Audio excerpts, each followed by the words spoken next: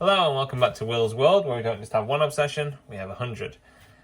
Today's obsession is going to be a quick little chat. I say chat, no one's listening to me probably, and obviously I can't speak back. So a little bit of me rambling on about Power Rangers and some news that have come out recently. I've waited off on doing a video on it because I wanted to kind of make sure, I kind of knew everything I could about the subject.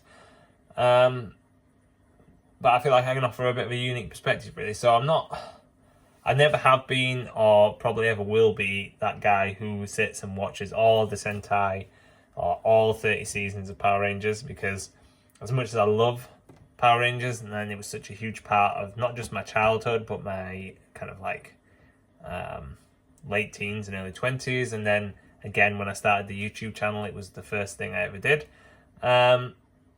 But I would probably sit and struggle because I didn't have an.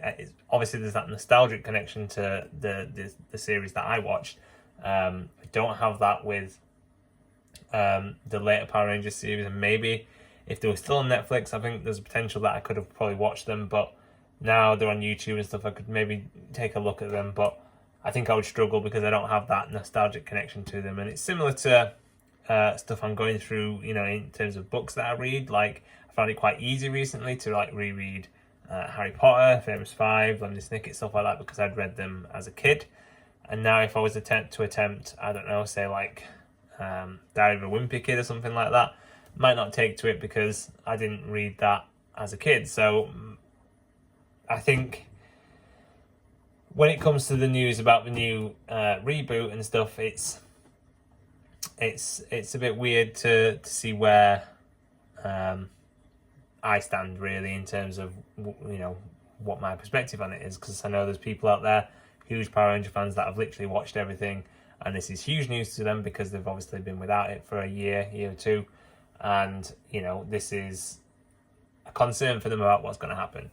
And I absolutely get that. The people are concerned that it's either going to be just a rehash of Mighty Morphin, and or perhaps it'll just be like the end of the Hasbro era where there's not much effort put into it. But it seems like, obviously, they are putting a lot of stock in it. And I think Power Rangers is on the up again.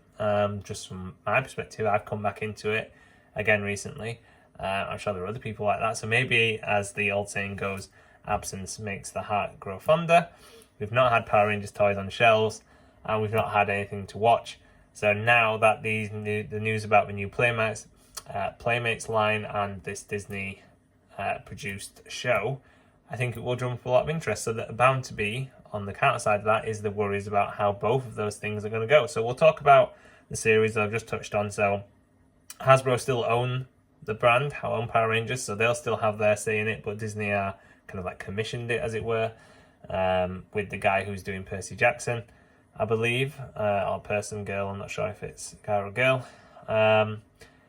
And I think people at first, like I say, were a little bit nervous that it might just be Mighty Morphin reimagined, which, would that be such a bad thing? They tried it with the 2017 movie, yeah, that didn't quite work, but I think there were elements there, and I think Bandai ultimately were just being really cheap with the designs and stuff like that, and I think, with a little few tweaks there, here and there, more detail on things, then it could have worked. And it's not the worst film in the world, but I think it was clear why it didn't get picked up for the 5-6 sequels it was supposed to be. Do I think they'll do that? I'm not sure. I think they'll still perhaps try and have nods to MMPR, because I think that's always going to be important, and maybe nods to other previous Power Rangers series. But ultimately, I think they'll probably go in a new direction. I could be wrong. I just feel like that's their best bet, really, because they've already said, to do with the Playmates line, that is it Netflix who are going to be releasing the cleaned up version. So if you watch Power Rangers MMPR season 3 particularly at the moment, which I've been watching, you can get the old VHS line going across the screen, which is all flickery, and you can see the age in it. So I guess the idea is that they're going to bump it up to maybe high def or whatever, just to get rid of all these things. I feel like Netflix is doing it on purpose, just so when the kind of cleaned up version comes out, it'll look even better. Because I don't remember watching season 3 and it being quite so bad, but it really is. So I think Disney are not going to do MMPR because Netflix are going to have the MMPR, not reversion because that was the 2010 version, but the whatever we're going to call it, MMPR 2025, when it's all cleaned up. So I don't think Disney are going to go down that route. So I think it'll be something new, and I think that'll be great. I think, we've got to give it a chance. Why not? Like I say, it's been a while, and I think whatever happens, if it's a success or not, at least it's back in public view. And I think they've got almost like a little bit of a clean shot now, because there'll be lots of people who will just be happy to see it back, and then there will be people who probably aren't going to be happy with it. But that's with any fandom, that's going to happen. So that's the TV show. I'm looking forward to it. It's still going to be a while before we get anything, any proper news on it and stuff like that, I would assume. I hope they take their time with it and not just rush it, but I hope that we get to see it on screen soon. So the other news is the Playmates, which Hasbro have let Power Rangers license go to, just to make these toys. If you could see all the pictures recently about the different things they're doing, and it's coming for a lot of criticism, but as they've stated, and as so many YouTubers have stated, it's more of a line for kids. There are some things that collectors will be interested in, such as the 8-inch figures that you got in the 90s with the logo. The power coin on the actual chest, which surprising hasn't been redone yet, either by the Legacy collection or the Lightning collection. So that's interesting to see. And I think the Dragon Dagger is probably aimed more at the older collector, but at the same time it can still be used as a roleplay item. The rest of the things look pretty great, really. I mean, the smaller figures look really quite detailed for the size and articulated. The Megazord is going to come in separate pieces. Each sword is going to be sold separately for around $20, it says, so I'm not sure whether it'll be cheaper or more expensive in the UK. I think I'll probably go for that at the time, maybe, because it looks like it's a bigger scale, so it'll be nice to have a bigger version, because even the Zap Megazord really didn't build upon like a bigger size Megazord compared to like the Astro Zap, which was huge. So obviously this is not going to be anywhere near as detailed or articulated as the Zap, but hopefully with it being a bigger stature, it might kind of work in its favour. So there's that, and then the Morpher, which is coming for criticism for being quite bulky, and I get that. I think that is 100% not for collectors. It can't be. There's so many other good Morphers out there that you can get. Obviously the Lightning Collection ones are pretty good.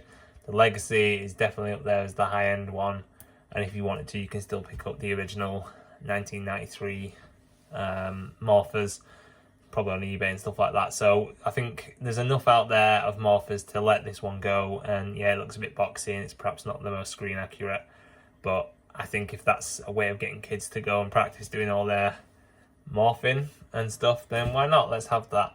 So overall, I'm quite impressed with it. I'm interested to see where it goes. I quite like Playmates have done with Turtles and stuff, so I think overall there's going to be criticism on both of these things, but ultimately, like I said, I think the key point to take here is that it's been a few years without toys. It's been a few years without anything new Power Rangers in terms of media, other than like comics and games and stuff, but in terms of like TV shows or films, absence makes the heart grow fonder. I've seen this happen with a variety of things. You can even use it as like a case of like superhero films. So if you've not had a Batman film for a while, which probably isn't going to happen, with the Batman 2 now being whatever is happening with that, it does make you more keen to watch it, even if you might be all Batmaned out. Or there can be like a wrestler who perhaps is getting a little bit stale, takes a break, and then comes back and it's all different. Look at John Cena. It's a way, I think, and I think as hard as it is, because I would feel the same if, like, say, whatever my predominantly favourite thing is decided to just stop, I would feel upset about it too. But I think what it's done is that it's for the wider audiences. It's provided, I kind of miss that. I miss that little Power Rangers element that filled the space in my life. And so I think both of these things are going to be positive. Anyway, guys, thank you so much for watching. As always, please take care, and peace, love, and prayers. Bye.